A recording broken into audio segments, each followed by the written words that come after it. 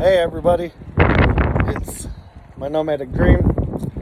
It is January 9th. It's currently around 50 degrees. The high today will be 63, but the wind gust from camp is 30 mile per hour gusts with about 25 mile an hour winds, and it is like a dust bowl out here. You see that?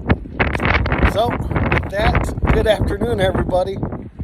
Make sure your solar panels are nice and secure and your awnings are in. Oh God, this is the third day of this windstorm. But until next time, good afternoon everybody.